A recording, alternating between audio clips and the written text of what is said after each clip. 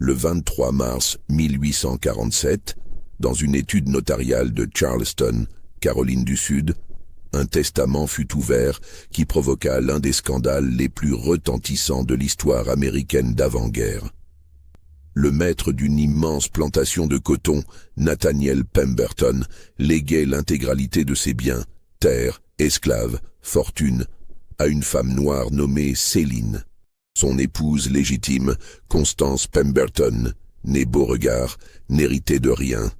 Pas un seul dollar, pas un seul acre de terre, rien. Avant de poursuivre cette histoire qui va vous glacer le sang, abonnez-vous à cette chaîne et dites-nous dans les commentaires de quelle ville vous nous écoutez. Nous voulons savoir où se trouvent les amateurs de mystères historiques comme vous. Ce qui suivit cette lecture publique du Testament ne fut pas seulement un scandale mondain.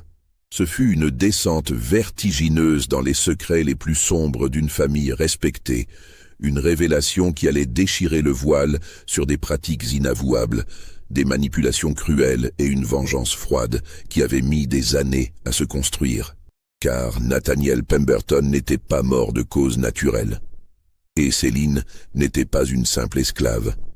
Pour comprendre l'ampleur de ce qui se produisit ce jour-là, il faut revenir 15 années en arrière, dans les années 1832, lorsque la plantation Pemberton était l'une des plus prospères du comté de Berkeley, en Caroline du Sud. La plantation s'étendait sur près de 2000 acres de terre fertile, bordés par la rivière Cooper. Des rangées interminables de cotonniers ondulaient sous le vent chaud du sud, créant cette mer blanche qui faisait la fortune des grands propriétaires terriens. La demeure principale, une imposante bâtisse de style georgien avec ses colonnes blanches et son double escalier courbe, trônait au sommet d'une légère colline.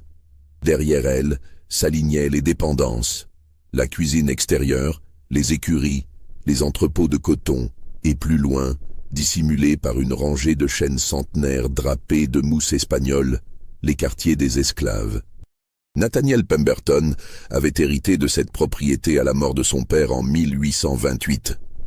Âgé alors de 28 ans, il était considéré comme un excellent parti, beau, éduqué, fortuné. Il avait étudié le droit à l'université de Virginie, voyagé en Europe, et possédait cette aisance aristocratique qui caractérisait les fils de la haute société sudiste. Sa mère, veuve, vivait à Charleston dans une élégante maison de Meeting Street et présidait avec une autorité redoutée les cercles sociaux de la ville. 2 ans après avoir pris possession de la plantation, Nathaniel épousa Constance Beauregard, fille d'un riche négociant en coton de la Nouvelle-Orléans. Le mariage fut célébré en grande pompe à la cathédrale Saint-Jean-Baptiste. Constance avait 19 ans, une éducation raffinée acquise dans un pensionnat français et une dot considérable. Elle était réputée pour sa beauté froide, des traits délicats, une peau de porcelaine, des yeux d'un bleu glacier, et pour son tempérament hautain. Dès son arrivée à la plantation, elle fit comprendre qu'elle entendait diriger la maisonnée selon les standards les plus stricts de la société créole. Les Pemberton employaient 137 esclaves. La plupart travaillaient aux champs sous la surveillance impitoyable d'un contremaître blanc nommé Josiah Crane, un homme brutal connu pour son usage généreux du fouet. Une vingtaine d'esclaves étaient affectés au service domestique. Parmi eux se trouvait Céline. Céline était arrivée à la plantation en 1829, vendue lors d'une vente aux enchères à Charleston. Elle avait alors environ 16 ans. Les registres étaient imprécis sur les dates de naissance des esclaves. Ce qui frappait immédiatement chez elle, selon les témoignages de l'époque, c'était son intelligence manifeste dans le regard et une dignité naturelle que même les chaînes ne parvenaient pas à briser. Elle avait été achetée pour travailler à la maison, probablement en raison de sa peau plus claire. Elle était métisse et de son apparence soignée.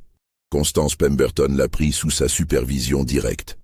Dans la hiérarchie complexe de la plantation, Céline devint la femme de chambre personnelle de la maîtresse.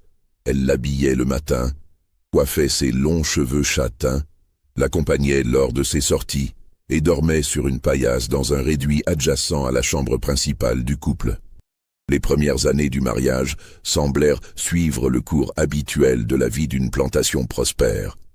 Nathaniel gérait les aspects financiers et agricoles. Constance supervisait la vie domestique avec une rigueur militaire. Il recevait régulièrement les autres familles de planteurs, organisait des bals, assistait aux courses de chevaux. En surface, tout paraissait conforme aux attentes de leur classe sociale. Mais sous cette façade impeccable, des tensions couvaient. Tout commença à changer au printemps de 1834, 2 ans après le mariage. Constance était enceinte de son premier enfant. Selon les convenances de l'époque, elle se retirait progressivement de la vie sociale, passant de longues journées dans ses appartements. C'est durant cette période de confinement que les domestiques commencèrent à remarquer certaines choses. Céline accompagnait désormais le maître lors de ses inspections quotidiennes de la plantation. Elle était présente lors des repas, servant à table, alors que ce rôle incombait normalement à d'autres domestiques. On la voyait souvent dans le bureau de Nathaniel, prétendument pour y faire le ménage, mais les sessions duraient étrangement longtemps. Et surtout, Nathaniel avait commencé à lui enseigner à lire et à écrire, une pratique non seulement inhabituelle, mais strictement interdite par les lois de Caroline du Sud, qui criminalisaient l'alphabétisation des esclaves depuis 1834 justement. Margaret Finch, la gouvernante blanche qui supervisait le personnel domestique, rapporta ses observations à Constance. La réaction de celle-ci fut immédiate et terrible. Un soir de juin, après le dîner, Constance convoqua Céline dans le salon. Nathaniel était absent, parti inspecter des terres qu'il envisageait d'acheter dans le comté voisin. Devant plusieurs domestiques terrifiés, Constance accusa Céline d'avoir volé une broche en or, un bijou de famille des Beauregard. La fouille de la petite chambre de Céline révéla effectivement la broche, soigneusement cachée sous la paillasse. Céline nia avec véhémence. Elle jura qu'on avait placé l'objet là à son insu. Mais ses protestations ne pesaient rien face à l'accusation d'une dame blanche. Constance ordonna qu'on l'emmène immédiatement au quartier des esclaves et qu'on la fouette publiquement, 30 coups, pour servir d'exemple. Josiah Crane, le contremaître, exécuta la sentence avec son zèle habituel. Les cris de Céline résonnèrent dans la nuit chaude de juin. Les autres esclaves furent forcés d'assister à la punition, comme c'était la coutume pour les châtiments exemplaires. Lorsque Nathaniel revint 2 jours plus tard, Céline était alitée, le dos lacéré, fiévreuse. Ce qui se passa exactement entre le maître et son épouse reste inconnu. Mais les domestiques entendirent une violente dispute. Des cris, des sanglots, le bruit d'objets brisés. Et cette phrase, hurlée par Nathaniel, qui traversa les murs épais de la demeure. « Vous ne la toucherez plus jamais, jamais. » Vous m'entendez? Le lendemain, Constance fit venir le docteur Harrington, le médecin de famille. Non pas pour Céline, une esclave blessée ne méritait pas les services d'un médecin blanc, mais prétendument pour elle-même, qui souffrait de nerfs fragiles dus à sa grossesse. Mais certains domestiques racontèrent plus tard que le docteur avait également examiné Céline sur l'insistance expresse de Nathaniel. 2 semaines après cet incident, Céline fut transférée dans une petite maison de dépendance séparée des quartiers des esclaves. Officiellement, c'était pour faciliter son service auprès du maître, puisqu'elle l'assistait désormais dans ses tâches administratives. En réalité, ce déménagement la plaçait sous la protection directe de Nathaniel, hors de portée de la vengeance de Constance. En septembre 1834, Constance accoucha d'un garçon mort-né. L'enfant s'était étranglé avec son cordon ombilical. Le docteur Harrington certifia que rien n'aurait pu être fait. Constance sombra dans une profonde mélancolie dont elle ne sortit jamais vraiment. Elle passa des mois cloîtrée dans sa chambre, refusant de voir quiconque sauf sa dame de compagnie et le prêtre. Et pendant ce temps, la relation entre Nathaniel et Céline continuait d'évoluer de manière qui scandalisait les domestiques blancs et terrifiait les esclaves. Les années qui suivirent furent marquées par une transformation progressive mais inexorable de la dynamique de pouvoir au sein de la plantation Pemberton. Nathaniel ne se cachait plus. Céline l'accompagnait partout, Elle était présente lors des réunions avec les acheteurs de coton, avec les banquiers de Charleston, avec les autres planteurs. Au début, on tenta de faire comme si elle n'était là que pour servir le thé ou prendre des notes. Mais il devint rapidement évident qu'elle participait activement aux discussions, qu'elle donnait son avis, que Nathaniel sollicitait son opinion. Ce qui était encore plus choquant et dangereux dans le contexte de l'époque, c'était qu'elle était devenue réellement éduquée. Nathaniel lui avait non seulement appris à lire et à écrire, mais lui avait ouvert sa bibliothèque. Elle dévorait les livres, philosophie, histoire, littérature, droit. Elle parlait désormais un anglais impeccable, sans trace de l'accent créole ou des tournures grammaticales simplifiées caractéristiques des esclaves. Elle s'habillait avec une élégance discrète, des robes simples mais de bonne facture, confectionnées dans des tissus qu'aucune esclave n'aurait normalement portés. Les voisins commencèrent à jaser. Des rumeurs circulaient lors des garden parties de Charleston, dans les salons de la Nouvelle-Orléans, partout où se réunissait la haute société sudiste. On racontait que Nathaniel Pemberton vivait ouvertement avec une négresse, que son épouse légitime était devenue une recluse dans sa propre maison, que la plantation était dirigée par une esclave. Ces rumeurs, amplifiées et déformées, menaçaient la réputation de toute la famille. La mère de Nathaniel, Véronique Pemberton, tenta d'intervenir. En 1836, elle fit le voyage depuis Charleston pour une visite qui dura 3 semaines et qui ressemblait davantage à un siège. Elle exigea des explications. Elle supplia son fils de rentrer dans le droit chemin. Elle le menaça de le déshériter. Elle tenta même de faire interner Constance dans un asile, prétendant que sa mélancolie était devenue de la folie afin d'obtenir l'annulation du mariage. Rien n'y fit. Nathaniel resta inébranlable. Plus encore, il commit l'impensable. Il affranchit Céline. Les documents furent enregistrés au tribunal du comté en juillet 1836. Céline n'était plus légalement une esclave. Elle était une femme noire libre, un statut extrêmement rare et précaire dans le sud d'avant-guerre, mais un statut légal néanmoins. Techniquement, elle aurait dû quitter l'État. Les lois de Caroline du Sud exigeaient que les esclaves affranchis quittent le territoire dans un délai de 15 jours sous peine d'être réduits en esclavage.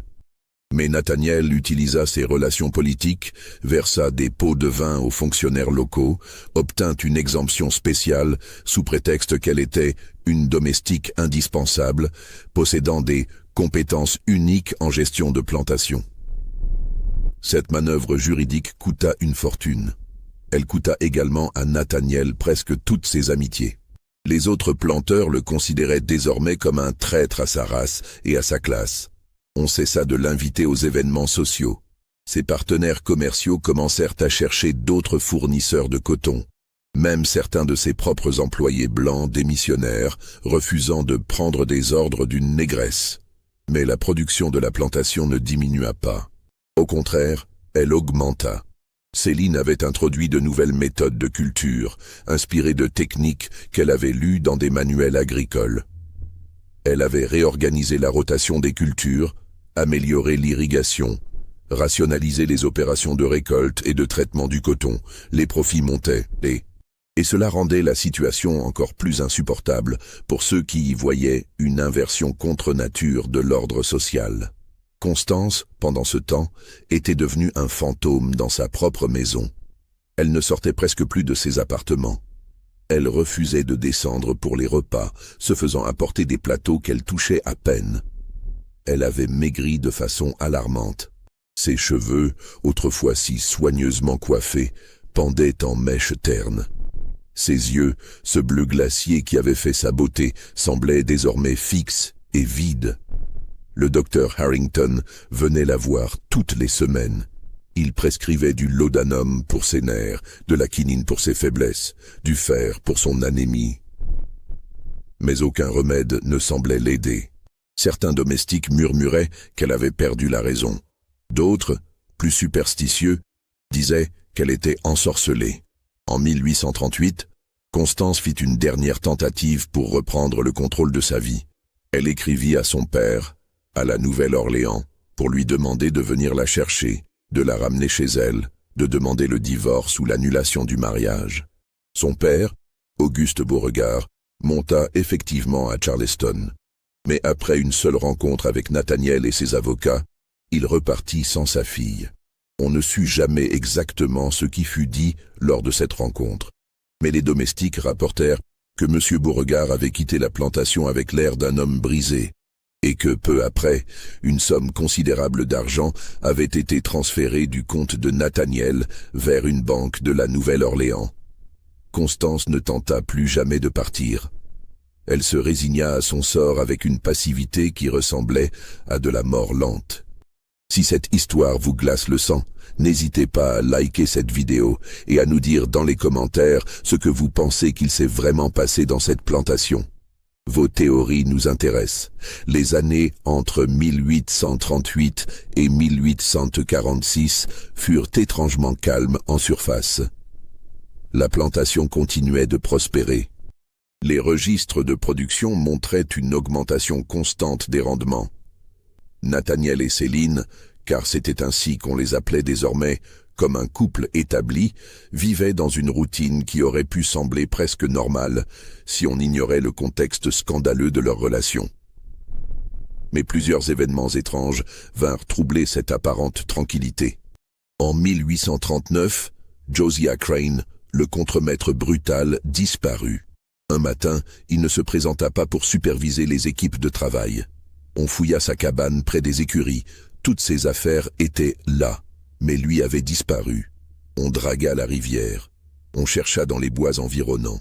On interrogea tous les esclaves. Rien. Josiah Crane s'était volatilisé comme s'il n'avait jamais existé. Les autorités locales menèrent une enquête sommaire. Le shérif du comté vint, posa quelques questions, puis repartit en concluant que Crane avait probablement été tué et dévoré par un alligator dans les marécages, ce qui arrivait parfois aux hommes ivres qui s'aventuraient trop près de l'eau la nuit. L'affaire fut classée, mais les esclaves racontaient une autre version.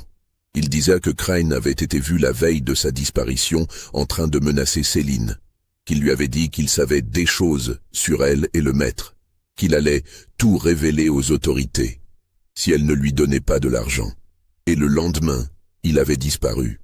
Nathaniel embaucha un nouveau contremaître, un homme beaucoup plus mesuré nommé William Foster, qui n'utilisait le fouet que rarement et préférait un système de récompense pour motiver les travailleurs.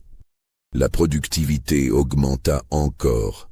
Les esclaves murmuraient que c'était la main de Céline qui se faisait sentir, qu'elle avait convaincu le maître d'adopter des méthodes moins brutales. En 1841, le docteur Harrington cessa ses visites hebdomadaires à Constance. Officiellement, c'était parce qu'elle allait mieux et n'avait plus besoin de soins constants. En réalité, comme on l'apprit plus tard, le docteur avait eu une violente dispute avec Nathaniel.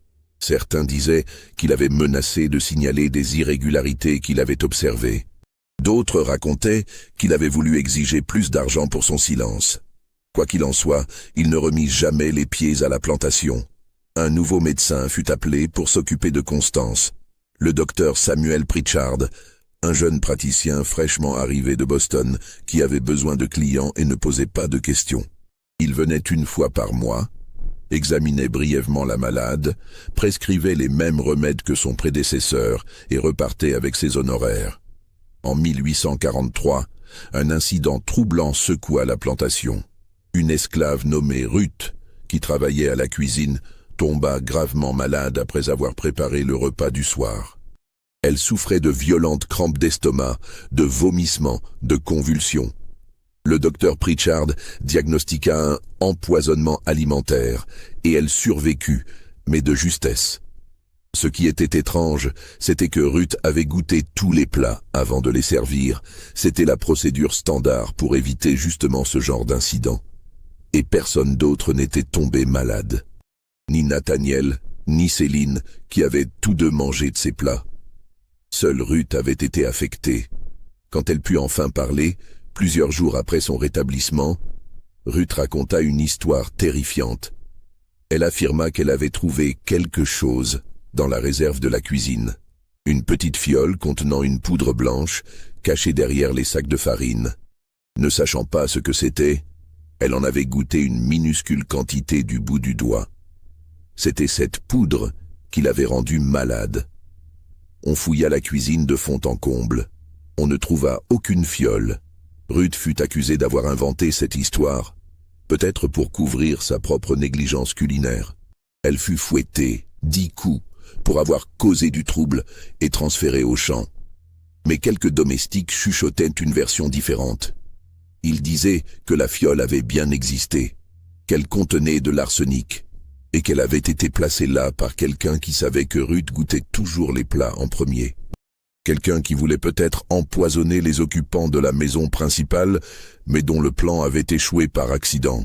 Ces incidents, la disparition de Crane, la querelle avec le docteur Harrington, l'empoisonnement raté de Ruth, restèrent des mystères isolés. Mais rétrospectivement, ils prenaient un sens beaucoup plus sinistre. Ils formaient un motif. Quelqu'un, quelque part dans cette plantation, jouait un jeu dangereux.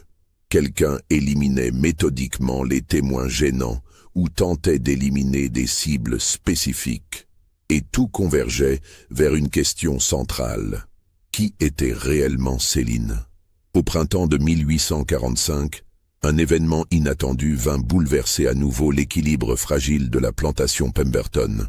Un homme se présenta au portail. Il s'appelait Jonas Wexler et se présentait comme un enquêteur privé venu de Philadelphie. Il demanda à voir Nathaniel Pemberton pour une affaire urgente de nature confidentielle. Nathaniel le reçut dans son bureau. La conversation dura plus de 2 heures. Les domestiques postés près de la porte ne purent entendre que des bribes de discussion, mais ils perçurent la tension dans les voix. À un moment, Nathaniel éleva le ton. « Je ne vous crois pas. Vous n'avez aucune preuve. » La réponse de Wexler fut inaudible, mais elle dut être convaincante, car un long silence suivit. Quand Wexler repartit, il avait un sourire satisfait. Et dans sa sacoche se trouvait une enveloppe épaisse que Nathaniel lui avait remise, probablement remplie d'argent. Cette nuit-là, Nathaniel convoqua Céline dans son bureau. Ils parlèrent jusqu'à l'aube. Les domestiques entendirent des éclats de voix, des pleurs, puis un long silence pesant. Le lendemain, Nathaniel fit venir son notaire, maître Cornelius Whitefield, un homme austère qui gérait les affaires juridiques de la famille depuis 30 ans. Ils s'enfermèrent dans le bureau pendant des heures. Quand maître Whitefield repartit, il emportait plusieurs documents fraîchement rédigés. Qu'avait révélé Jonas Wexler? Quel secret avait-il découvert qui avait ébranlé Nathaniel au point de le pousser à cette réunion urgente avec son notaire? On ne le sut pas immédiatement. Mais les semaines qui suivirent furent marquées par une tension palpable. Nathaniel semblait préoccupé, nerveux. Il buvait davantage, du whisky en grande quantité, tard dans la nuit. Céline, habituellement si composée, semblait elle aussi perturbée. On la voyait marcher seule dans les jardins aux heures étranges, perdue dans ses pensées. Et Constance? Constance émergea soudain de sa torpeur. Pour la première fois depuis des années, elle quitta ses appartements. Elle descendit pour le dîner. Elle s'habilla avec soin. Elle fit même seller un cheval et partit en promenade, chose qu'elle n'avait pas faite depuis son mariage. Cette résurrection soudaine alarma les domestiques. Certains y virent un bon signe. La maîtresse reprenait goût à la vie. D'autres, plus superstitieux, y virent quelque chose d'inquiétant. Le calme avant la tempête. Margaret Finch, la gouvernante, confia à sa sœur dans une lettre datée du 15 mai 1845. « Madame Constance a un regard que je n'aime pas. Elle sourit désormais.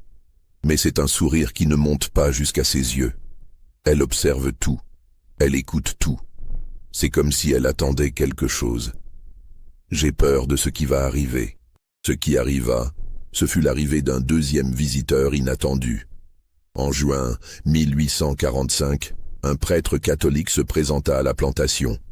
Il s'appelait Père Antoine Rousseau et venait, disait-il, de la Nouvelle-Orléans. Il demanda à voir Madame Constance Pemberton. expliquant qu'il était un vieil ami de la famille Beauregard et qu'il souhaitait lui rendre visite pour des raisons pastorales. Nathaniel hésita. Il n'aimait pas les visiteurs. Il n'aimait pas que quiconque voie Constance. Mais refuser la visite d'un prêtre à une paroissienne malade aurait semblé suspect. Il accepta donc, à contre-cœur. Le père Rousseau passa 3 heures avec Constance. Quand il ressortit de ses appartements, son visage était grave. Il demanda à parler en privé avec Nathaniel. Leur conversation fut brève mais intense. Puis le prêtre repartit, promettant de revenir. Il revint effectivement 2 semaines plus tard, puis 1 semaine après, puis régulièrement toutes les 2 semaines. Chaque fois, ils passaient de longues heures avec Constance. Parfois, ils priaient ensemble dans la petite chapelle familiale. Parfois, ils discutaient simplement, assis dans le jardin. Ces visites répétées inquiétèrent Céline. Elle fit part de ses préoccupations à Nathaniel. « Ce prêtre pose trop de questions, il observe tout. Je ne lui fais pas confiance. » Nathaniel tenta de faire surveiller les conversations entre Constance et le père Rousseau, mais sans succès. Le prêtre insistait sur le secret de la confession et prenait soin de parler à voix basse. Tout ce qu'on put déterminer, c'est que ces rencontres semblaient revitaliser Constance. Elle reprenait du poids. Ses yeux retrouvaient un peu d'éclat. Elle semblait moins abattue, plus présente. En septembre 1845, le père Rousseau cessa soudainement ses visites. Aucune explication ne fut donnée.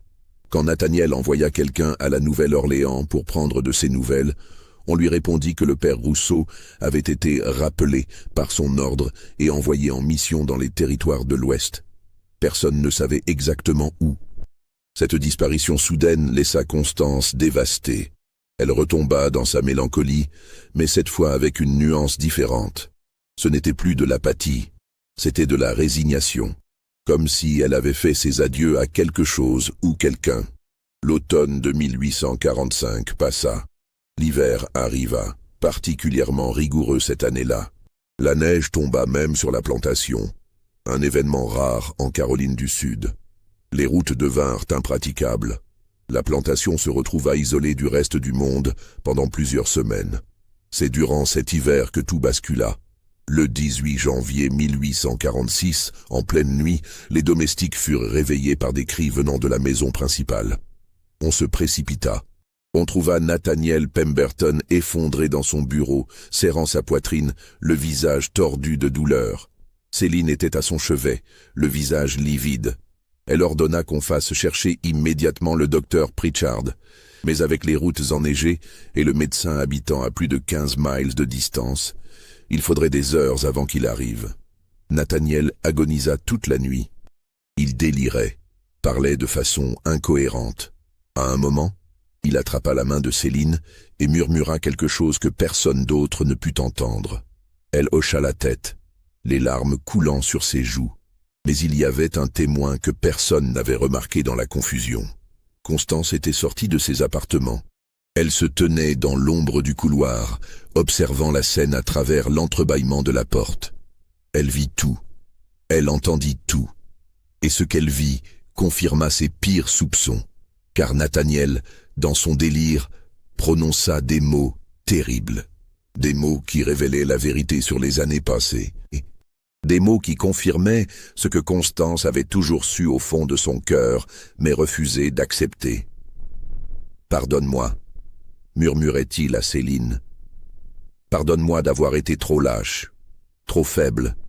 Si j'avais eu plus de courage, nous aurions pu partir ensemble, loin d'ici, vivre librement.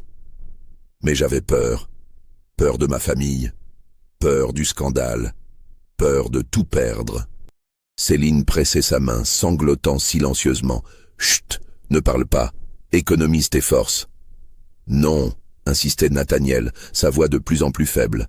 « Je dois te dire, le testament, tout est prêt. Whitefield a tous les documents. Tu auras tout, la plantation, l'argent, tout. C'est la seule façon que j'ai trouvé de réparer, de te donner ce que tu mérites. Ce qui aurait toujours dû t'appartenir. » Il toussa violemment, du sang apparaissant au coin de ses lèvres. Céline essuya son visage avec un mouchoir. Et Constance, demanda-t-elle doucement. Nathaniel ferma les yeux. Constance aura assez pour vivre, mais elle ne mérite rien de plus. Elle m'a épousé pour ma fortune. Elle ne m'a jamais aimé. Elle ne m'a jamais compris. Toi seul m'as vu tel que je suis vraiment. Dans l'ombre du couloir, Constance serrait les poings si fort que ses ongles entaillaient ses paumes. Des larmes de rage et d'humiliation coulaient sur ses joues. Elle ne m'a jamais aimé. Ces mots résonnaient dans son esprit comme un glas. Comment osait-il? Elle avait sacrifié sa jeunesse pour lui. Elle avait supporté des années de mépris, de solitude, de douleur. Elle avait perdu son enfant dans cette maison maudite. Et maintenant, mourant, il la trahissait une dernière fois. Nathaniel continuait de parler, sa voix de plus en plus faible. « Il y a une chose que tu dois savoir. Sur ton père, Édouard Marchand. » Céline se raidit. « Qu'est-ce que tu veux dire? Il n'est pas mort dans l'accident. Celui qu'on t'a raconté. L'incendie à la Nouvelle-Orléans. C'était un mensonge. » « Comment ?» La voix de Céline tremblait. « Ton père est vivant. Ou du moins, il l'était il y a 5 ans. Il vit en France, à Paris. Il a tout abandonné après que sa femme l'a forcé à te vendre. Il ne pouvait plus supporter la culpabilité. Il est parti. Il a changé de nom. Il s'est construit une nouvelle vie. » Céline porta la main à sa bouche, étouffant un sanglot. « Tu savais? Tout ce temps, tu savais, et tu ne m'as rien dit? Je voulais te protéger, » murmura Nathaniel. « Te protéger de la douleur de savoir qu'il t'avait abandonné. Mais maintenant tu dois savoir. Dans mon bureau, dans le tiroir secret derrière le portrait de mon père, il y a des lettres. Des lettres qu'il m'a envoyées au fil des ans. Des lettres où il demande de tes nouvelles, où il exprime ses regrets, où il explique pourquoi il ne pouvait pas revenir. Prends-les, lis-les, et si tu veux, cherche-le. Il mérite de savoir que tu as survécu, que tu as prospéré. » À l'aube, le docteur Pritchard arriva enfin, son cheval épuisé après le difficile trajet dans la neige. Mais il était trop tard. Nathaniel Pemberton était mort 1 heure auparavant. Le diagnostic du docteur fut simple. Attaque d'apoplexie. Le cœur a lâché. Il examina brièvement le corps, nota quelques observations dans son carnet et rédigea le certificat de décès. C'était un diagnostic courant pour les hommes d'âge moyen stressés et qui buvaient trop. Personne ne le contesta. Personne sauf Constance, car elle avait vu quelque chose que les autres n'avaient pas remarqué. Dans les heures précédant sa mort, Nathaniel avait bu du thé, un thé préparé par Céline, et après avoir bu ce thé, son état s'était rapidement détérioré. Coïncidence? Ou quelque chose de plus sinistre? Constance garda cette observation pour elle. Mais elle commença à échafauder un plan de vengeance qui nécessiterait de la patience, de la ruse et une compréhension parfaite de la nature humaine. Les funérailles eurent lieu 3 jours plus tard. Toute la famille se réunit. La mère de Nathaniel, Véronique Pemberton, une femme austère qui n'avait jamais caché son mépris pour Constance. Les 2 frères cadets de Nathaniel, Marcus et Edmund, tous 2 ambitieux et calculateurs. Des cousins éloignés qui sentaient l'odeur de l'argent et espéraient recevoir quelques miettes de l'héritage. Les Beauregard envoyèrent des représentants de la Nouvelle-Orléans, le frère de Constance, Auguste Junior, et 2 oncles. Les notables de Charleston vinrent présenter leurs condoléances, curieux de voir ce qu'allait devenir cette plantation scandaleuse. La cérémonie fut sobre, conformément aux traditions presbytériennes de la famille Pemberton. Le révérend Caldwell prononça une oraison funèbre qui évoquait les qualités chrétiennes du défunt et sa générosité envers les moins fortunés, une formulation qui fit ricaner certains assistants, sachant très bien à quel moins fortuné il faisait référence. Constance assista aux funérailles, vêtue de noir, le visage caché derrière un voile épais. Elle ne dit pas un mot durant toute la cérémonie. Elle resta immobile comme une statue, les mains jointes sur ses genoux. Mais derrière ce voile, ses yeux brillaient d'une intensité féroce. Elle observait, elle calculait, elle attendait son moment. Céline n'était pas présente aux funérailles. Il aurait été impensable qu'une femme noire, même libre, assiste aux funérailles d'un maître blanc. Mais tout le monde savait qu'elle était là, quelque part dans la plantation, attendant elle aussi que la tempête passe. Après l'enterrement, tous se réunirent dans le grand salon de la maison principale pour la lecture du testament. Maître Whitefield, le notaire, arriva avec sa serviette de cuir usée contenant les documents officiels. Il avait l'air nerveux. Il savait ce qu'il allait lire. Il savait le scandale qui allait éclater. Il avait même envisagé de refuser cette tâche, mais son sens du devoir professionnel et les honoraires substantiels que Nathaniel lui avait versés l'avaient convaincu de poursuivre. Les domestiques servirent du thé et des biscuits. Personne n'y toucha. La tension dans la pièce était palpable. Véronique Pemberton siégeait au centre, droite comme un piquet, entourée de ses fils.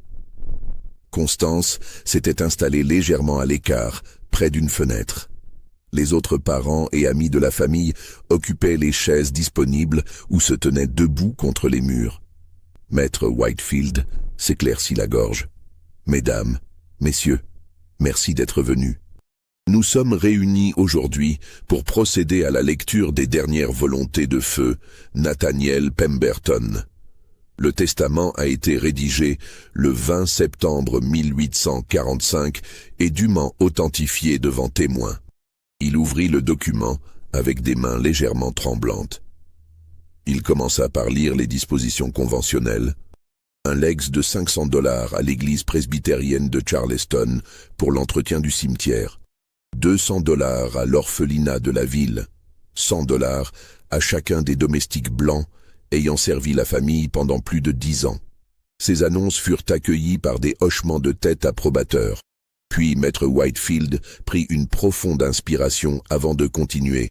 Concernant mes biens immobiliers et mobiliers, incluant la plantation Pemberton, avec l'intégralité de ses terres, soit 2047 acres, tous les bâtiments, équipements agricoles, stocks de coton, chevaux, bétail et autres animaux, ainsi que les 137 esclaves actuellement enregistrés comme ma propriété. Concernant également mes investissements financiers, incluant mes parts dans la banque commerciale de Charleston, mes actions dans la Compagnie maritime du Sud, mes obligations d'État et l'intégralité de mes comptes bancaires dont le solde total s'élève à environ $65 000. Concernant tous ces biens, je les lègue dans leur intégralité à Céline Marchand, femme noire libre, actuellement résidente de ma plantation. Le silence qui suivit ces mots dura peut-être 3 secondes. Puis l'explosion. Véronique Pemberton se leva d'un bond, renversant sa tasse de thé. « C'est impossible, c'est une fraude.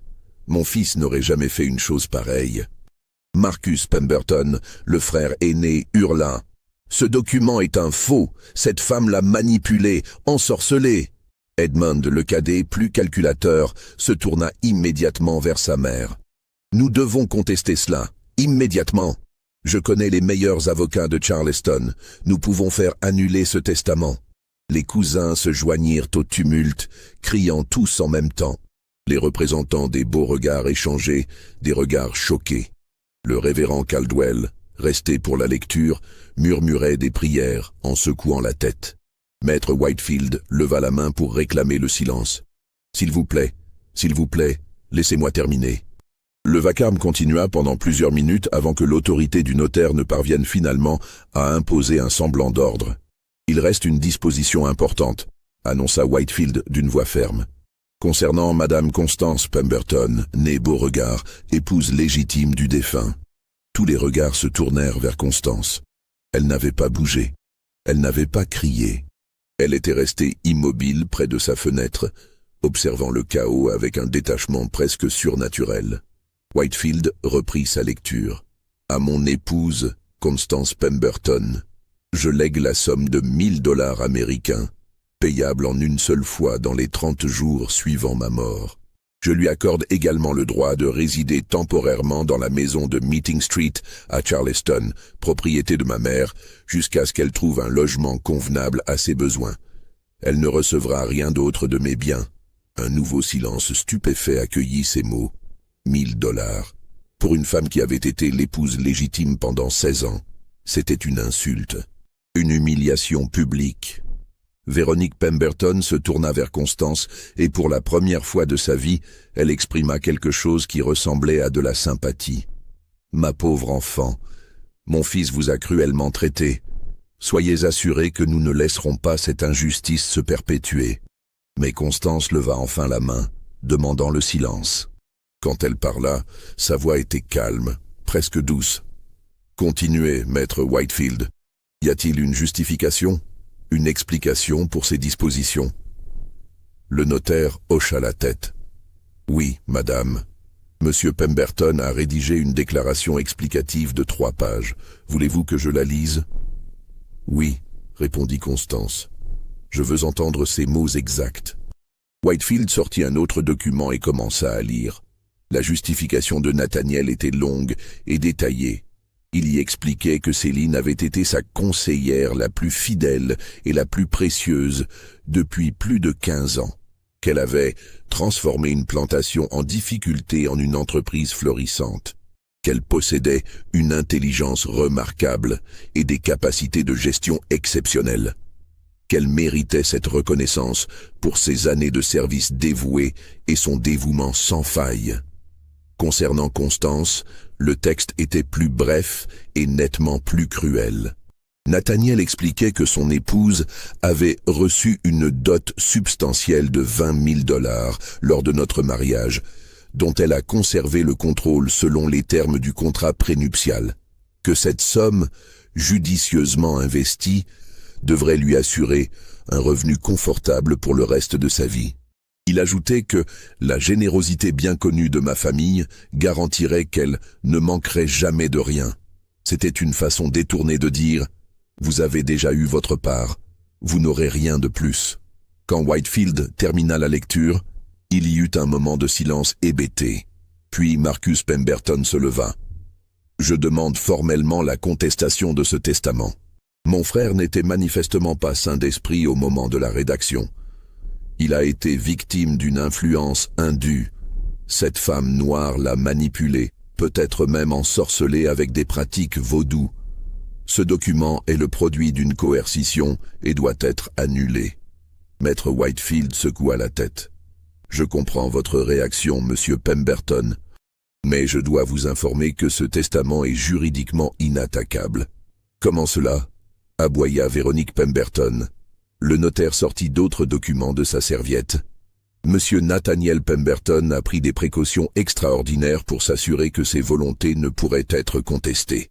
La semaine précédant la signature du testament, il a été examiné par 3 médecins indépendants, le docteur Samuel Pritchard, le docteur James Henley de Charleston et le docteur Robert Winston de Savannah. Tous 3 ont certifié par écrit qu'il était en pleine possession de ses facultés mentales, qu'il ne montrait aucun signe de démence, de confusion ou d'instabilité mentale, et qu'il était parfaitement capable de prendre des décisions juridiques. Whitefield tendit les certificats médicaux pour que tous puissent les voir. De plus, continua-t-il, M. Pemberton a rédigé une déclaration manuscrite de 10 pages, entièrement de sa main, expliquant en détail ses motivations pour chaque disposition du testament. Cette déclaration démontre une réflexion claire, rationnelle et parfaitement cohérente. Elle anticipe même les contestations possibles et y répond point par point. Il sortit le document manuscrit. L'écriture de Nathaniel était reconnaissable, ferme, régulière, sans la moindre tremblote qui aurait pu indiquer une main affaiblie ou une maladie. Enfin, conclut Whitefield, le testament a été signé en présence de 4 témoins respectables. Le révérend Caldwell, ici présent, Monsieur Thomas Beaumont, juge à la retraite, Monsieur Henry Carlyle, banquier, et Monsieur George Preston, notaire associé. Tous ont attesté que Monsieur Pemberton avait agi de son plein gré, sans coercition ni influence indue. Edmund Pemberton se tourna vers le révérend. « C'est vrai ? Vous avez assisté à cela ?» Le révérend Caldwell hocha la tête avec réticence. « Je regrette de le dire, mais oui. Nathaniel m'a demandé d'être témoin. J'ai tenté de le dissuader. Je lui ai dit que ses dispositions causeraient un scandale terrible, mais il était déterminé. Il m'a dit que c'était une question de justice, que Céline méritait cet héritage. J'ai prié avec lui. J'ai essayé de le faire changer d'avis, mais il était inébranlable. Véronique Pemberton se rassit lourdement, le visage blême. « Mon fils, mon propre fils, comment a-t-il pu nous faire ça ?» Les contestations juridiques commencèrent immédiatement. La famille Pemberton engagea les meilleurs avocats de Charleston, le cabinet Morrison et Fils, réputé pour ses victoires dans des affaires complexes d'héritage. Ils arguèrent que Nathaniel n'était pas sain d'esprit, malgré les certificats médicaux. Ils présentèrent des témoignages de voisins et d'amis qui affirmaient que son comportement était devenu erratique et obsessionnel ces dernières années. Ils tentèrent de prouver que Céline l'avait ensorcelé, une accusation qui, dans le Sud superstitieux de l'époque, n'était pas aussi ridicule qu'elle pourrait sembler aujourd'hui. Les Beauregard se joignirent à l'action, mais pour des raisons différentes. Ils ne contestaient pas l'ensemble du testament, seulement la disposition concernant Constance. Ils arguaient qu'en tant qu'épouse légitime, elle avait droit légalement à au moins un tiers des biens conjugaux selon les lois sur l'héritage de Caroline du Sud. Leur avocat, maître Philippe Durand, un créole de la Nouvelle-Orléans rompu aux subtilités du droit français et américain, présenta une argumentation solide basée sur les précédents juridiques. Les audiences se succédèrent pendant des mois. Le tribunal du comté de Berkeley devint le théâtre d'un des procès les plus suivis de l'histoire de la Caroline du Sud. Les journaux de Charleston publiaient des comptes rendus quotidiens. Les caricaturistes s'en donnaient à cœur joie, produisant des dessins satiriques montrant une femme noire couronnée, assise sur un trône, pendant que des blancs se prosternaient devant elle. Céline, pendant ce temps, restait invisible. Elle ne se présenta jamais au tribunal. Elle ne donna aucune interview. Elle resta cloîtrée dans la plantation, gérant les affaires courantes, supervisant la plantation de la nouvelle saison de coton, comme si de rien n'était. Sa seule communication avec le monde extérieur passait par son propre avocat, maître Josiah Blackwell, un jeune juriste progressiste de Boston qui avait accepté de la représenter malgré les menaces qu'il recevait quotidiennement. Et Constance. Constance assistait à chaque audience.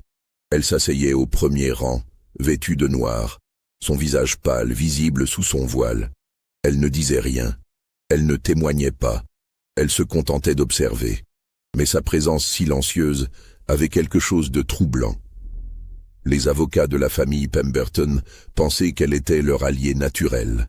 Après tout, elle aussi avait été trahie par Nathaniel. Mais elle ne leur apportait aucun soutien. Elle restait étrangement détachée, comme si elle attendait quelque chose. Après 6 mois de procédure, en septembre 1846, le juge Harrison Whitmore rendit son verdict. C'était un homme de 65 ans, connu pour son intégrité mais aussi pour son conservatisme. Beaucoup pensaient qu'il annulerait le testament, ne serait-ce que pour préserver l'ordre social établi. Mais le juge Whitmore surprit tout le monde. Il confirma la validité du testament dans son intégralité. Il déclara que Nathaniel Pemberton avait agi en pleine conscience, que les preuves médicales et juridiques étaient irréfutables et que, aussi scandaleux que puissent paraître ces dispositions aux yeux de la société, la loi ne peut substituer son jugement moral aux dernières volontés clairement exprimées d'un homme libre. Concernant la réclamation des Beauregard sur le droit conjugal de Constance, le juge se montra plus subtil. Il reconnut que la loi accordait normalement à une veuve un tiers des biens conjugaux. Mais il nota que Constance avait conservé le contrôle de sa dot personnelle, $20 000, selon les termes de son contrat prénuptial, et que cette somme, combinée au legs de $1 000, constituait une provision raisonnable pour ses besoins. Il rejeta donc la réclamation. Le scandale fut immense. Les journaux de tout le pays en parlèrent. Le New York Tribune publia un éditorial cinglant dénonçant la décadence morale du Sud esclavagiste où les lois de la nature et de Dieu sont inversées. Le Charleston Mercury, journal pro-esclavagiste, répondit avec un article tout aussi virulent accusant les abolitionnistes du Nord de célébrer cette abomination comme une victoire de leur idéologie perverse. Mais le verdict était définitif. Céline Marchand devint légalement propriétaire de la plantation Pemberton. Ce qui suivit fut encore plus remarquable. 3 semaines après la validation du testament, Constance Pemberton demanda à rencontrer Céline. La demande fut transmise par l'intermédiaire des avocats. Céline accepta avec réticence, se demandant si c'était un piège. La rencontre eut lieu dans le salon de la maison principale, un après-midi d'octobre. Les feuilles des chênes centenaires commençaient à roussir. Une lumière dorée filtrait à travers les fenêtres, donnant à la pièce une atmosphère presque irréelle. Les 2 femmes étaient seules. Céline avait insisté pour qu'aucun domestique ne soit présent. Constance avait accepté cette condition. Elles se firent face. 2 femmes que tout opposait, race, statut, histoire, mais que le destin avait liées de la manière la plus cruelle. Constance parla la première. Sa voix était calme, presque douce. « Vous avez gagné. Tout vous appartient. La plantation, l'argent, même la mémoire de Nathaniel, vous avez tout. » Céline ne répondit pas immédiatement. Elle étudiait son ancienne maîtresse avec attention. Constance avait changé. Elle n'était plus cette femme hautaine et glaciale qui l'avait fait fouetter 15 ans plus tôt. Il y avait quelque chose de différent dans ses yeux, quelque chose de dur, de déterminé. « Mais je veux que vous sachiez la vérité », continua Constance. « La vérité sur tout ce qui s'est vraiment passé. » Et elle commença à raconter. Elle révéla d'abord l'histoire de Jonas Wexler, l'enquêteur privé. Comment elle l'avait engagé en vendant tous les bijoux qui lui restaient. Les perles de sa grand-mère, le collier de diamants que son père lui avait offert pour ses 18 ans, même son alliance en or. Comment elle avait économisé pendant des années, cachant de petites sommes prélevées sur l'argent de la maison pour pouvoir payer les services de Wexler. « Je voulais savoir, » expliqua-t-elle. « Je devais savoir qui vous étiez vraiment, d'où vous veniez, ce qui rendait Nathaniel si obsédé par vous. Wexler avait été méticuleux. Il avait remonté la piste de Céline jusqu'en Louisiane. Il avait découvert l'histoire d'Édouard Marchand, le planteur qui avait eu une liaison avec une de ses esclaves et en avait eu une fille métisse. Il avait trouvé les documents de la vente, orchestrés non pas par un marchand d'esclaves ordinaire, mais arrangés en secret avec le père de Nathaniel. Il avait même retrouvé d'anciens domestiques de la plantation Marchand qui se souvenaient de la petite Céline, cet enfant au regard intelligent à qui le maître avait appris à lire en cachette avant d'être forcé de s'en séparer. Quand j'ai appris tout cela, continua Constance, j'ai confronté Nathaniel, je lui ai montré les preuves, je lui ai demandé de m'expliquer. Et savez-vous ce qu'il a fait? Elle marqua une pause, ses mains tremblant légèrement. Il a pleuré. Mon mari, cet homme qui ne m'avait jamais montré la moindre émotion sincère en 15 ans de mariage, s'est effondré et a pleuré comme un enfant. Et il m'a tout avoué, tout. Nathaniel avait révélé que son père, sur son lit de mort, lui avait fait jurer de protéger Céline, de veiller sur elle. Le vieil homme avait dit que c'était une question d'honneur, une dette envers son ami Marchand qui était mort, du moins le croyait-on à l'époque, dans un incendie à la Nouvelle-Orléans peu après avoir été forcé de se séparer de sa fille. Mais quelque chose avait changé, poursuivit Constance. Nathaniel m'a dit qu'au début, c'était juste du devoir. Il vous protégeait parce qu'il l'avait promis. Mais ensuite il vous a vraiment connu. Il a découvert votre intelligence, votre force, votre détermination, et il est tombé amoureux. Sa voix se brisa légèrement sur ces derniers mots. Il m'a dit qu'il m'avait épousé parce que c'était ce qu'on attendait de lui. Un bon parti, une alliance entre 2 familles respectables. Mais qu'il n'avait jamais ressenti pour moi ce qu'il ressentait pour vous. Céline écoutait en silence, son visage impénétrable. Mais intérieurement, elle aussi revivait ces années. Elle se souvenait du moment exact où sa relation avec Nathaniel avait basculé. C'était un soir de printemps, 3 ans après son arrivée à la plantation. Nathaniel était venu dans son petit logement. Elle vivait déjà séparée des autres esclaves à l'époque. Il avait apporté un livre, Les Confessions de Jean-Jacques Rousseau, et il lui avait dit « J'aimerais que tu lises ceci et que tu me dises ce que tu en penses. » C'était la première fois qu'un blanc la traitait comme un être pensant, capable d'opinion, digne d'un échange intellectuel. Et cet acte simple avait changé quelque chose en elle. Elle avait compris qu'elle n'était pas obligée d'accepter la définition que le monde lui imposait. Constance continuait son récit. Elle expliqua comment, après la confrontation, Nathaniel avait paniqué. Il avait peur que toute l'histoire sorte. Peur du scandale. Peur de perdre sa position sociale.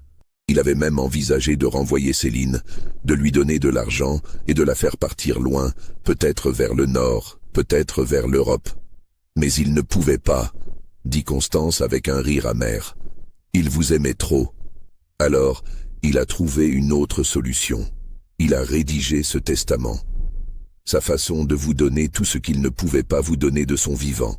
Son héritage, son nom, sa fortune, tout. Elle s'arrêta, fixant Céline avec une intensité brûlante. Mais voici ce qu'il ne savait pas, ce que vous ne savez probablement pas non plus. Constance ouvrit le petit sac qu'elle avait apporté et en sortit une enveloppe jaunie par le temps. Votre père, Édouard Marchand, n'est pas mort dans cet incendie, il est vivant. Nathaniel vous l'a dit dans ses derniers moments, j'imagine. J'étais là, dans le couloir, j'ai tout entendu. Mais ce qu'il ne vous a pas dit, parce qu'il ne le savait pas, c'est que votre père est revenu. Céline se redressa brusquement. Quoi? Le père Rousseau, dit Constance avec un petit sourire. Ce prêtre qui venait me rendre visite, ce n'était pas vraiment un prêtre. Ou plutôt, c'en était un, mais pas celui qu'il prétendait être. Elle tendit l'enveloppe à Céline. C'était votre père, Édouard Marchand. Il avait effectivement fui en France après vous avoir perdu.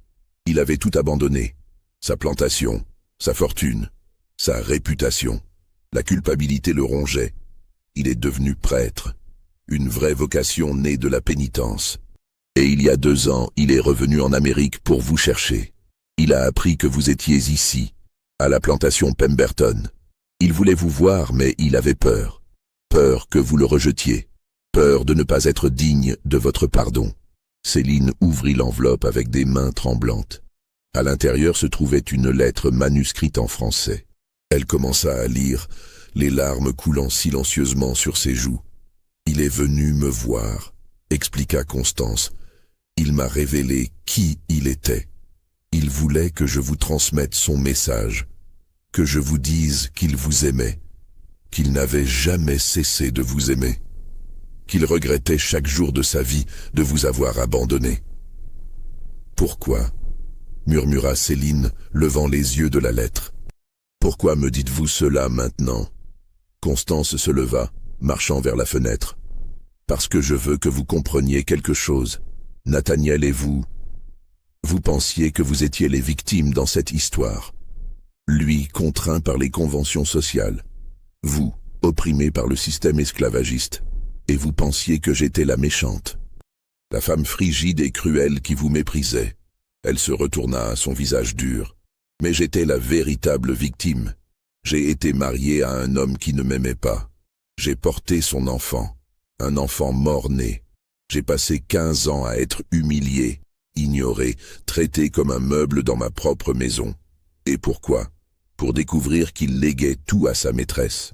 « Je n'étais pas sa maîtresse », protesta Céline. « Nous n'avons jamais... » « Peu importe », coupa Constance. « Aux yeux du monde, c'est ce que vous étiez.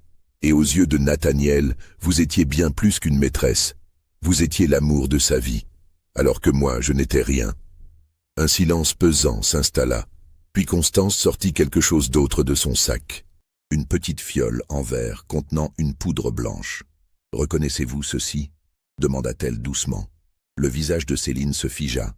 C'était la fiole d'arsenic, celle qui avait disparu de la cuisine après l'incident avec Ruth. « Comment ?»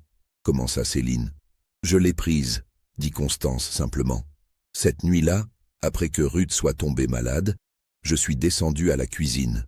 J'ai trouvé la fiole, là où vous l'aviez cachée, et je l'ai prise. » Elle fit rouler la petite bouteille entre ses doigts. « Je voulais vous dénoncer, prouver que vous étiez une empoisonneuse, que vous aviez tué Josiah Crane, peut-être même que vous prévoyiez de tuer Nathaniel. Mais alors j'ai réalisé quelque chose. Si je vous dénonçais, il vous défendrait. Il utiliserait toute sa fortune, toute son influence pour vous sauver. Et il me haïrait encore plus. » Elle marqua une pause. « Alors j'ai gardé la fiole. Et j'ai attendu.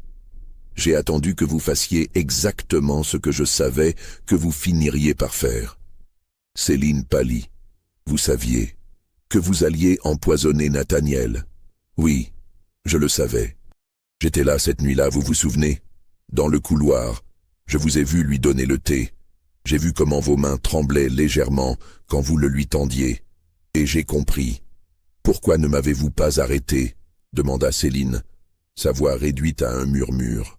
Constance sourit, un sourire terrible, plein de douleur et de triomphe mêlés. « Parce que je voulais qu'il meure. Je voulais être libérée de lui. Mais je ne voulais pas être celle qui le tue. Je ne voulais pas porter ce poids. Alors je vous ai laissé le faire. Je vous ai laissé devenir la meurtrière. Et maintenant, je détiens la preuve. » Elle leva la fiole. « Cet arsenic porte vos empreintes. Et j'ai un témoin, Ruth, la cuisinière, qui jurera vous avoir vu près de la réserve cette nuit-là. J'ai également une lettre du docteur Harrington, écrite avant sa mort, où il exprime ses soupçons sur la nature de votre relation avec Nathaniel et sur plusieurs incidents médicaux suspects impliquant des empoisonnements. » Céline comprit qu'elle était piégée. « Qu'est-ce que vous voulez ? Je veux que vous compreniez que vous ne m'avez pas vaincu. Vous avez hérité de la plantation, de l'argent, de tout. Mais je détiens votre secret, je détiens votre vie entre mes mains. » Constance fit quelques pas dans la pièce avant de continuer. « Voici mon offre. Je vais garder le silence. Je vais détruire toutes les preuves. Je vais partir et ne jamais revenir. Mais pas pour les 1 000 $ misérables que Nathaniel m'a légués. Je veux 20 000 $. Une fortune suffisante pour recommencer ma vie ailleurs. À Paris peut-être. Ou à Londres. Loin d'ici. Loin de tous ces souvenirs. Et si je refuse, alors je vais aux autorités. Je révèle tout. Vous serez arrêté, jugé, probablement pendu. Une femme noire qui a empoisonné un maître blanc. Il n'y aura pas de clémence. Et même si par miracle vous échappez à la potence, votre réputation sera détruite. Vous perdrez la plantation. Tout ce pourquoi vous avez tué sera perdu. » Céline réfléchit longuement. Puis elle dit, « Vous aurez vos 20 000 $. Mais j'ai une condition. » « Laquelle ? » ?»« La lettre de mon père. Vous me l'avez montrée, mais vous ne me l'avez pas donnée. Je veux savoir où il est. Je veux pouvoir le retrouver. » Constance hocha la tête lentement. « D'accord. Il vit actuellement à Paris, sous le nom de Père Antoine Marchand. Il travaille dans une petite paroisse du Marais. Voici son adresse. » Elle tendit un morceau de papier. Céline le prit avec précaution. « Nous avons un accord ?» demanda Constance. « Nous avons un accord. » 3 jours plus tard, Constance Pemberton quittait la plantation avec ses bagages et une lourde malle contenant son héritage. Non pas les 1 000 $ du testament, mais les 20 000 $ de son silence. Elle ne revint jamais en Caroline du Sud. On entendit dire qu'elle s'était installée à Paris, dans un élégant appartement près du jardin du Luxembourg. Qu'elle fréquentait les salons littéraires, qu'elle vivait discrètement mais confortablement de ses rentes. Certains prétendaient ne l'avoir croisée lors d'une réception à l'ambassade américaine, toujours vêtue de noir, mais avec un air de sérénité qu'elle n'avait jamais eu à la plantation. D'autres affirmaient qu'elle avait épousé un veuf français, un professeur de philosophie à la Sorbonne, et qu'elle avait enfin trouvé une forme de bonheur tardif. Céline, quant à elle, prit formellement possession de la plantation. Les premières années furent difficiles. Les autres planteurs refusaient de faire affaire avec elle. Les banques hésitaient à lui prêter de l'argent. Elle dut faire face à des actes de sabotage, des incendies mystérieux dans les entrepôts, du matériel volé, des esclaves qui disparaissaient soudainement. Mais elle tint bon. Elle utilisa son intelligence et sa détermination pour surmonter chaque obstacle. Elle introduisit de nouvelles techniques agricoles. Elle diversifia la production, ajoutant du riz et de l'indigo au coton. Elle améliora les conditions de vie des esclaves, ce qui réduisit les fuites et augmenta la productivité. Elle mit en place un système où les esclaves pouvaient acheter leur liberté en travaillant dur et en économisant. Un système révolutionnaire pour l'époque qui scandalisa les autres planteurs, mais qui attira certains des meilleurs travailleurs de la région. En 1850, elle possédait non seulement la plantation Pemberton, mais avait également acheté 2 propriétés adjacentes. Elle était devenue l'une des femmes les plus riches de Caroline du Sud, et certainement la femme noire la plus riche du Sud. Mais le poids de son secret ne la quittait jamais. Chaque nuit, elle revoyait le visage de Nathaniel dans ses derniers moments. Elle se demandait si elle avait eu raison, si la liberté et la fortune valaient le prix d'une vie, si elle était devenue le monstre que la société l'avait toujours accusée d'être. En 1852, elle reçut une lettre de Paris. C'était de son père. Édouard Marchand, ou Père Antoine, comme il se faisait désormais appeler, avait appris qu'elle était devenue propriétaire de la plantation. Il exprimait sa fierté mêlée de préoccupation.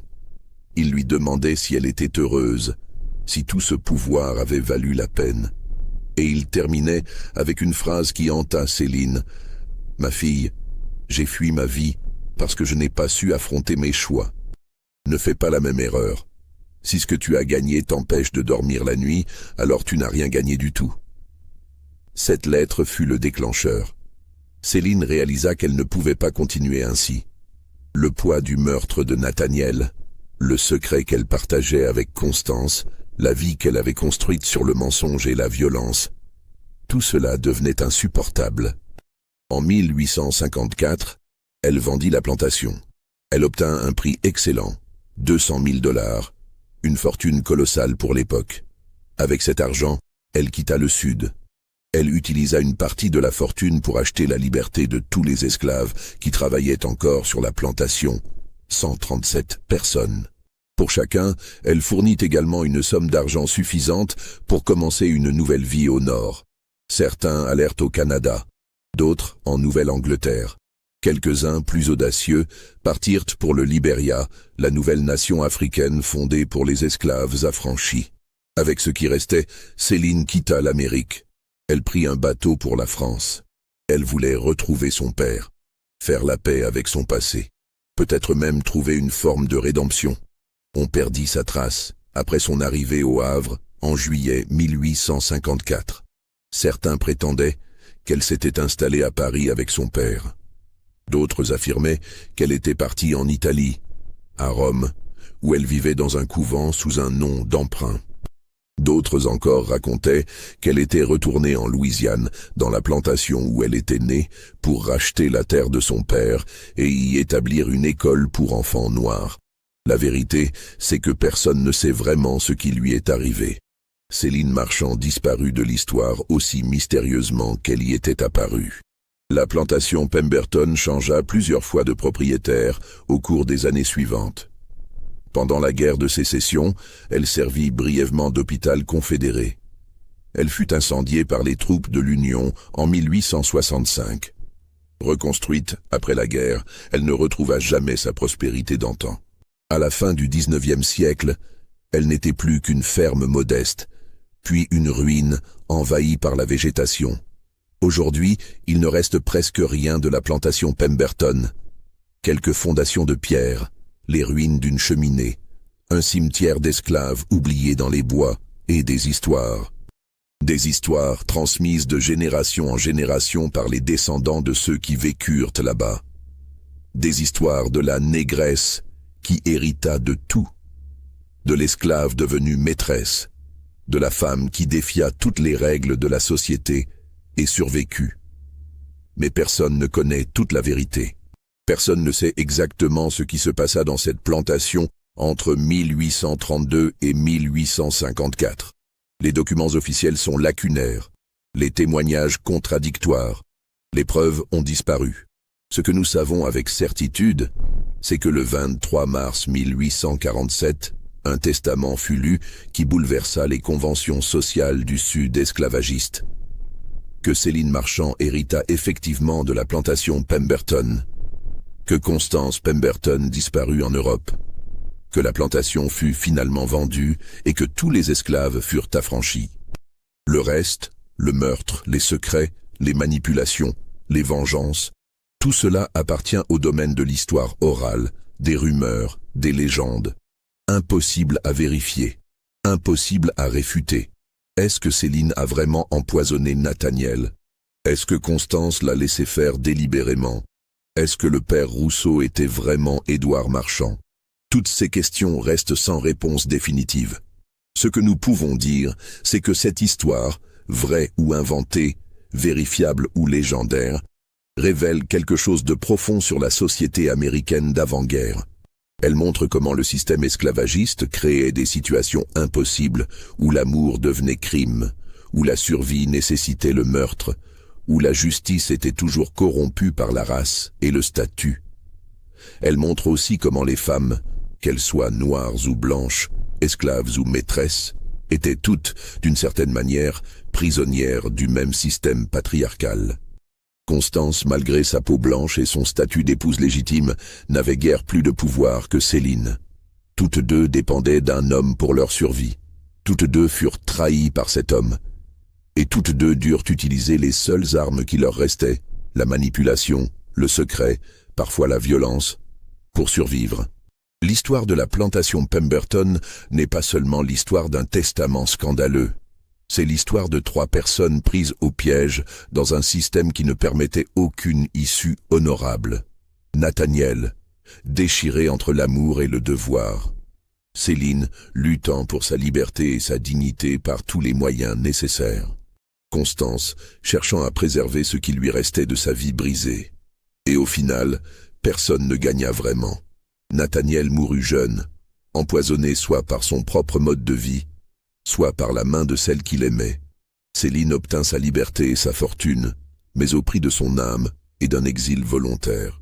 Constance reçut son argent, mais perdit sa patrie, son nom, son identité. Les seuls véritables gagnants furent peut-être les 137 esclaves qui obtinrent leur liberté et une chance de recommencer leur vie. Eux au moins sortirent de cette histoire avec quelque chose de précieux.